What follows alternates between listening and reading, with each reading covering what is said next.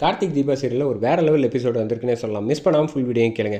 கார்த்திக் தான் சிதம்பரத்திட்ட சொல்கிறாப்புல, நீங்கள் தான் தோத்துட்டீங்களே, அப்புறம் எதுக்கு தேவையில்லாமல் என் கூட வந்து மோதுறதுலே இருக்கீங்க, உங்கள் வயசுக்கு உங்கள் பக்குவத்துக்கு ஏன் இப்படி சின்ன பிள்ளைத்தனமாக நடந்துக்கிறீங்க அப்படின்னோடனே, அப்புறம் நான் வந்து 20 வருஷமாக சாம்ராஜ்யம் கட்டி வைப்பேன்னா அதை வந்து நீ வந்து ஈஸியாக ஆட்டி பார்ப்பியா, அதை வந்து நான் மொத்தத்தையும் ஒன்றை தூக்கி கொடுத்துட்டு போவியா, அதெல்லாம் முடியாது, என் பிரச்சனைக்கு நான் வந்து இறங்கி செய்ய தான் செய்வேன் அப்படின்னோடனே, வேறு என்ன பண்ணுறது, நானும் சவால் விடத்தான் செய்வேன் அப்படின்னோடனே, இந்த சவாலெல்லாம் இருக்கட்டும், என்னை லேசாக நான் ஒன்று என் சின்ன பையன் நினச்சிட்டேன், அதனால தான் நீ இந்த தடவை ஜெயிச்சிட்ட அப்படின்னோடனே, வாட்டிக்கு இதே சொல்கிறதே உங்களுக்கு வேலையாக போச்சுல்ல அப்படின்னு கார்த்தி நக்கல் பண்ணோன்னா டென்ஷன் ஆகிடுறாப்புல.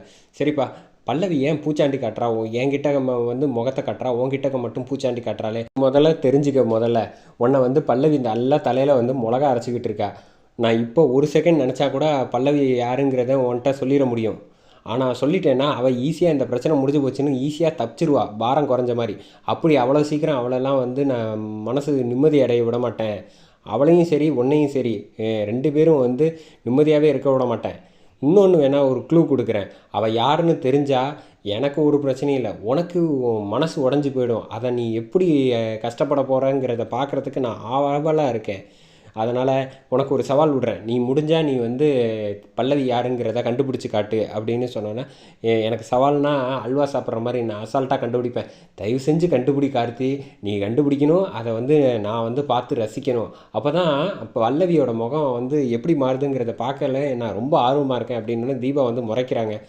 இன்னும் குறிப்பிட்ட சொல்லணுன்னா, பல்லவியை என் வாட்ச்மேன் உட்பட அத்தனை பேருக்குமே முகம் தெரியும், ஆனால் உனக்கு மட்டும் தெரியாது அப்படின்னா, நான் அடுத்ததாக உங்கள் ப்ரைவசியில் எல்லாம் தலையிட மாட்டேன் அப்படின்னு கார்த்தி சொன்னேன்னே, நீ தலையிட மாட்டேன்னு தெரிஞ்சு தான் உன் தலையில் மறுபடியும் மிளகா அரைச்சிக்கிட்டு இருக்கா, பார்த்து ஜாக்கிரதையாக இருந்துக்க அப்படின்னோடனே, நான் கண்டுபிடிச்சி காட்டுறேன் அப்படின்னு சொல்லிட்டு தீபா அழைச்சிட்டு வந்துடுறாங்க.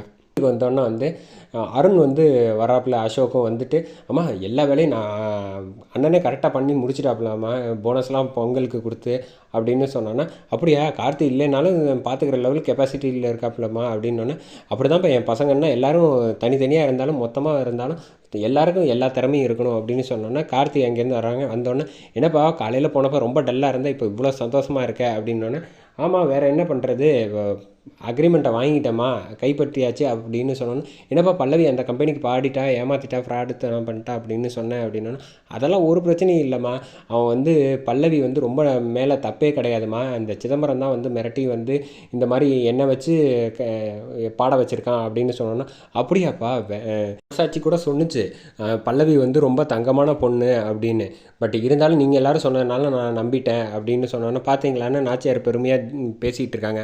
அதை பார்த்தோன்னே தீபாவை வந்து தோளில் கை வச்சு பாராட்டுறாங்க நம்ம மீனாட்சி. நான் மறுபடியும் ஒரு சவால் விட்டுருக்கேம்மா அப்படின்னோடனே, என்னப்பா சவால் அப்படின்னோடனே, இல்லை நான் பல்லவி யாருங்கிறத கண்டுபிடிக்கலான்ட்டு அவர்கிட்ட சவால் விட்டுருக்கேன் அப்படின்னு சொன்னோன்னே, அதெல்லாம் நீ கண்டுபிடிச்சிருவாப்பா கார்த்தி, ஆமாம் எப்படி உனக்கு கான்ட்ராக்ட் கிடச்சிச்சு அப்படின்னோடனே, சிதம்பரம் எப்படி நம்ம எல்லாரையும் ஏமாத்துறாரோ அதே மாதிரியே போய் அவர் வழியிலேயே அவருக்கு தண்டனை கொடுத்துட்டோமா அப்படின்னு சொன்னோன்னே, கரெக்ட் கார்த்தி, சில பேருக்கு அப்படி கரெக்ட் பண்ணி அடித்தா தான் அவங்களாம் திருந்துவாங்க அப்படின்னு கார்த்திக் சொன்னோன்னே சந்தோஷப்படுறாங்க. ஐஸ்வர்யா வந்து செம்ம கடுப்பாகிறாங்க. போகிற போக்கில் பார்த்தா ரொம்ப ஓவராக புகழ்ந்தீங்கன்னா நானே உண்மையை சொல்லிட போகிறேன், இவ தான் பல்லவி தீபா நடிச்சிக்கிட்டு இருக்கான்னு, என் வாயை பிடுங்கி உண்மையை சொல்ல வச்சிடாதீங்கடா அப்படின்னு புலம்பிட்டு அங்கேருந்து போகிறாங்க. அதுக்கு அடுத்தது வந்து மீனாட்சி கிட்ட வந்து பேசிகிட்டு இருக்காங்க. என்ன இவ்வளோ சந்தோஷப்பட வேண்டிய நேரத்தில் நீ இவ்வளோ டல்லாக இருக்க அப்படின்னு பேசினோன்னே, ஆமாக்கா வேறு என்ன பண்ணுறது, அடுத்தது இந்த சிதம்பரம் சவால் விட்டுருக்கான் அதான் பயமாக இருக்குது அப்படின்னா, நீ ஒன்றும் கவலைப்படாத, கார்த்திகா கிட்ட 2 தடவை தோற்று போனோம், 3வது தடவை தோக்க மாட்டான்னா என்ன, நீ தைரியமாக இரு அப்படின்னோடனே, இந்த தடவை அது பிரச்சனை இல்லைக்கா, என்னை பற்றி வந்து பல்லவி நான் தான்ங்கிறத கண்டுபிடிக்க சவால் விட்டு சொல்லியிருக்காப்புல கார்த்திகிட்ட, அதனால் கார்த்தியும் கண்டுபிடிக்கிறேன்னு சொல்லியிருக்காங்க, அதான் எனக்கு பதட்டமாக இருக்குது அப்படின்னோடனே, நீ ஒன்றும் கவலைப்படாத, இந்த தடவை எப்படி பிரச்சனை சரியாச்சோ அதே மாதிரியே சரியாயிடும் அப்படின்னு சொன்னோன்னே, அந்த அளவுக்கு கொண்டு போக வேணாம், நானே உண்மையை சொல்லிடலான்னு நான் முடிவு பண்ணிட்டேன் அப்படின்னோடனே, நிச்சயமாக ஏற்றுப்பார் கார்த்தி, வந்து இவ்வளோ தூரம் இதுக்கு மேலே மேற்கொண்டு பொய் சொல்லிட்டு போகிறது எனக்கு மனசு ரொம்ப கஷ்டமாக இருக்குது அப்படின்னோடனே, ஐயோ இவன் உண்மையை சொல்லிடலாம், உண்மையை சொன்னால் நிச்சயமாக கார்த்தி வந்து உன்னை ஏற்றுப்பான் தீபா அப்படின்னு மீனாட்சி சொன்னான்னா, அது ஏற்றுப்பான்னு தெரிஞ்சதுனால தானே நான் வந்து பேசாமல் இருக்கேன், உண்மையை சொல்லாமல் அப்படின்னு ஐஸ்வர்யா மைண்ட் வைஸில் இவங்க பேசுகிறத கேட்டுகிட்டு இருக்காங்க. ஆமாம் அந்த பாட்டு எப்படி கிடச்சிச்சு அப்படின்னு கேட்டோன்னே, இல்லை இந்த மாதிரி சவுண்ட் இன்ஜினியர் தான் உதவி செஞ்சார் அப்படிங்கிறத வந்து பேசிகிட்டு இருக்கிறத வந்து கரெக்டாக ஐஸ்வர்யா கேட்டுட்டாங்க. அவங்க கேட்டதும் இல்லாமல், ஓஹோ இவ்வளோ வேலை நடந்துக்கிட்டு இருக்கா அப்படின்ட்டு அந்த பக்கம் ஆப்போசிட்டில் வந்து சிதம்பரம் அவங்க வீட்டில் வந்து கார்த்தி சவால் விட்டது இப்போ எப்படி மிஸ் ஆச்சுன்னு அந்த சாங்குன்னு தெரியாமல் தவிச்சிக்கிட்டு கிடக்காப்புல. அப்பான்னு பார்த்து கரெக்டாக ஐஸ்வர்யா ஃபோன் பண்ணுறாங்க. ஓ இவளா, சரி என்ன வீட்டில் எதுக்கும் இன்ஃபர்மேஷன் எதாவது கிடைக்குமான்னு பார்ப்போம் அப்படின்னு ஃபோனை எடுத்து பேசினோன்னே, என்ன வீட்டில் வெற்றி கொண்டாட்டம் நடக்குதா? ஆமாம் பயங்கர சந்தோஷத்தில் இருக்காங்க அப்படின்னு சொன்னோன்னே, இருக்கட்டும் இருக்கட்டும் ஏதோ அசால்ட்டாக இருந்துட்டு, ஆனால் எப்படி என் சாங் வந்து அங்கே போச்சுன்னே எனக்கு கண்டுவே பிடிக்க முடியல அப்படின்னோடனே, சார் அது ஒன்றும் பிரச்சனை இல்லை சார், உங்கள் ஆஃபீஸில் உள்ள சவுண்ட் இன்ஜினியர் தான் இந்த மாதிரி எடுத்து கொடுத்துருக்காங்க அப்படின்னோடனே நினச்சேன். இந்த மாதிரி ஒரு விஷயம் போயிருக்குன்னா என் சைடில் இருந்து தான் போயிருக்கும், ஆனால் யாருன்னு என்னால் கண்டுபிடிக்க முடியாமல் தவிச்சிக்கிட்டு இருந்தேன்.